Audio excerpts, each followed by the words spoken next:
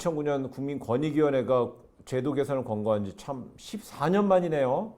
그동안에 보면 저 같은 뭐 피보험자나 보험 계약자 같은 경우도요. 이 실손보험 청구하기 위해서는 약국 가고 병원 가서 이 서류 저 서류 떼주세요. 그리고 또 받아서 또 그걸 보험사에다 또 우편으로 보내고 붙이고 너무 번거로웠는데 뭐 이제는 가서 약국 가고 병원에 가서 의원에 가서 이렇게 해서 보험사를 보내주세요. 그럼 되는 거 아닌가요?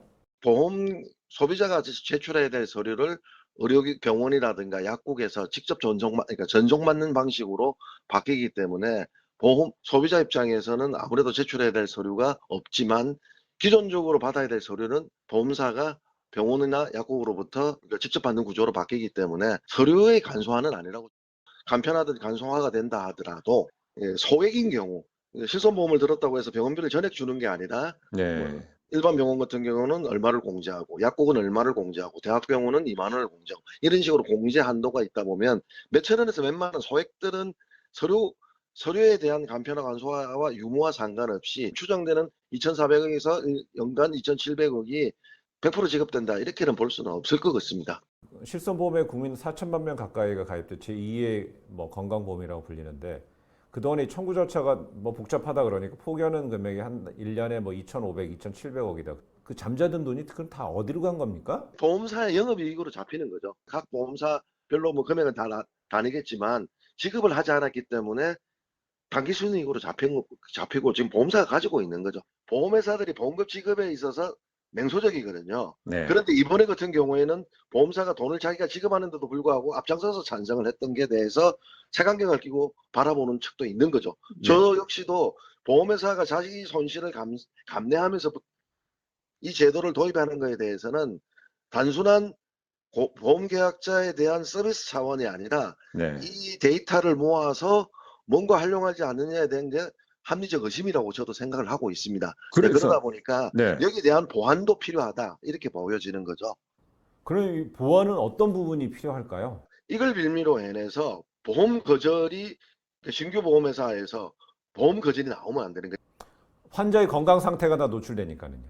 보험회사 입장에서는 환자의 노출된 정보를 가지고 이 환자에 대한 기왕증이라고 하는데 병력이 있었는지 없었는지, 그동안 고지에 대해서 설계사들이 FC들이 하는 것들을 전적으로 믿고 왔는데 한번 그 질병 내역으로 관해서 걸을 수 있는 빅데이터를 형성하기 때문에 신규 영업하는 데 있어서 보험회사 입장에서는 한 4천만의 정보가 쌓일 거지 않습니까? 보험사가 전체가 공유되었을 때 오는 문제점들이 있기 때문에 분명하게 이 정보에 대해서는 보험사가 전체가 공유할 수 있는 것들은 막아야 된다. 국민 4천만 명 가까이가 가입돼 있기 때문에 제2의 건강보험이라고 불리다 보니까 4천만이면 어마어마한 숫자이기 때문에 역시 이 환자의 개인정보 같은 것이 빅데이터화해서 보험사의 혹은 민간 영역에서 영리적인 목적으로 쓸 수 있는 위험성은 분명히 우려가 되네요. 보험사가 지급을 하겠다. 저는 그 소액 지급을 위해서 간편화 제도를 도입하겠다고 한 거에 대해서 함정도 저는 있다고 봐요. 5천 원, 7천 원, 만 원은 되는 이 보험금에 대해서는 여전히 간소화가 되었다 하더라도 신청률이 낮을 것으로 보여지거든요. 네. 그러다 보면 보험사 입장에서는 4천만에 대한 그러니까 이 질병 기록과 개인정보 내역을 가지고 새로운 빅데이터를 가서 영리 활동을 할 수 있다는 의심이 네. 합리적인 거죠. 내가 보험을 청구했는데도 불구하고 내가 깜빡했던, 인지하지 못했던 질병으로 인해서 나중에 이거 보험금 청구가 거절된다든가, 나도 몰랐던 그 조그마한 치료 내역 때문에 보험 계약이 체결이 음. 거절된다든가, 어. 뭐 이런 식의 나올 수가 있는 거죠. 환자들한테 그럼 간소화되는 거 우리 국민들 간소화되니까 너무 좋습니다라고 생각하지만 이면을 들여다보면 우리 국민 개개인의 그 환자 정보가 보험사들한테 악용될 여지는 여전히 있다, 이렇게 보여지는 거죠. 그러는 거죠. 쉽게 말해서 동네 병원부터 시작해서 이제 뭐 네, 대학병원까지 네. 총망라한 병원의 질병 기록을 가져다 보면 음. 지금보다는 보험금 지급 거절을 할 수 있는 데 대해서는 좀 더 칼날이 매서워져. 꼼꼼해질 수가 있는 거죠. 음. 그러니까 영리 활동에 대한 부분도 있지만, 의심도 있지만, 보험 계약에 있어서 거절이라든가 보험금 지급에 있어서 거절로서 이 데이터가 활용될 수 있는 데 대한 우려가 저는 더 높다고 보죠. 보험사에서는요, 이 의료 환자의 정보를 취급하는 데 있어서 전송 대행 기관을 둔다, 혹은 중간 정보 처리 기관을 둔다, 그리고 업무 외의 용도로 사용 보관할 수 없게 한다, 위반할 때는 뭐 강하게 형사 처벌한다 규정을 두고 있잖아요. 안전 장치를 마련했는데 부족한가요?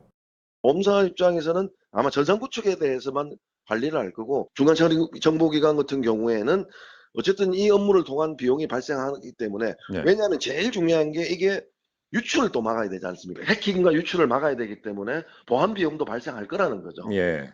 그렇기 때문에 그것조차도 저는 보험사가 부담해야 된다 이렇게 보죠. 전산구축까지는 아마 보험사에서 부담할 거지만, 이 업무를 하기 위해서 병원 업무에서는 인건비가 또 투여될 거 아닙니까? 예. 그러니까 비용도 발생한다고 보기 때문에 저는 궁극적으로 이게 법이 시행이 된다면 의료계에서는 의료비가 인상으로 이어질 거라 보여지죠. 뭐 의료계에서는 의료 수가 인상을 당연히 바로 요구하는 절차를 밟을 수도 있겠네요.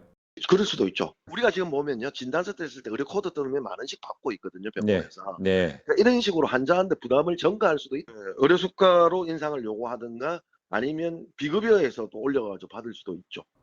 그럼 보니까 이번에 이 실손보험 청구 간소화에 대해서 의료계에서 약간 부정적인 입장 중에서는 그 속내가 비급여 현황이 노출될 거를 가장 꺼렸다, 이런 일각의 주장 설득력 있습니까? 보험사 입장에서는 주요하게 실손 간소화를 내세웠던 이유 중에 하나가, 비급여를 보면서 어느 병원이 비급여에 대해서 들쑥날쑥이기 때문에 비급여에 대해서 낮추겠다, 사실상 비용이 낮아질 것이다, 그리고 그 중요한 근거로 들었거든요. 그러니까 비급여에 대해서는 어느 정도 병원들끼리 차이를 두지 않고 네. 가지 않겠나 이렇게 보고, 물론 지금도 비급여가 제일 높은 데는 대학병원이거든요. 이제 그렇다고 해서 대학병원들마다 이 비급여에 대한 차이가 낮아질 거냐, 보험회사의 실손 간소화에 따라서 네. 좀 지켜봐야 되죠. 이번 법률은 공포 후 1년 후에 시행되고요. 또 의원급 의료기관이나 약국은 2년 후부터 시행이 됩니다. 근데 그럼 그 시행 과정, 준비 과정에 변수도 좀 있을 것 같아요. 전산구축에 대한 비용은 보험사가 부담하겠다고 이야기를 했지만, 의료 쪽에서 발생하는 비용 문제, 그러니까 서류 전송에 따른 비용 문제는 인건비는 분명히 발송되고 누군가가 사람이 해야 되는 거잖아요. 네. 그러니까 이런 비용 문제에 대해서 보험사가 부담할지에 대한 논의가 이루어지지 않다면, 다음 보안 장치, 해커라든가 유출에 대한 해킹이라든가 유출에 대한 보안 장치에 대한 부담 비용들, 또 누가 할 건지에 대한 보안들이 반드시 필요하다 이렇게 말씀드리겠죠. 또 매우 높다고 봅니다. 뭐를 요구할까요? 환자 정보에 대한 보험사에 대한 근본적인 대책을 요구하면서, 네. 자신들에 대한 비급여 문제라든가 뭐 이런 것들에 대한 의료 수가 문제, 아니면 이 비용을 누가 분담할 건지에 대한 것들이 마지막에는 논의되지 않을까. 결국 의료수가 올라가게 되면 결국 환자. 저는 그 의료 수가까지는 올라가지 않을 거지만, 네. 이걸 신청했을 때 비용이 환자가 부담하지 않겠냐 이렇게 싶죠. 지금도 우리가 진단서 깼을 때 병원 질병 코드 들어가면 뭐 만 원 이런 식으로 네. 비용을 그러니까 환자들, 보험 소비자들이 부담하고 있거든요. 네. 그러다 보면 추가로 비용이 발생하는 문제가 또 생길 수 있기 때문에, 이 비용에 대한 문제는 저는 보험사가 져야 된다 이렇게 보죠.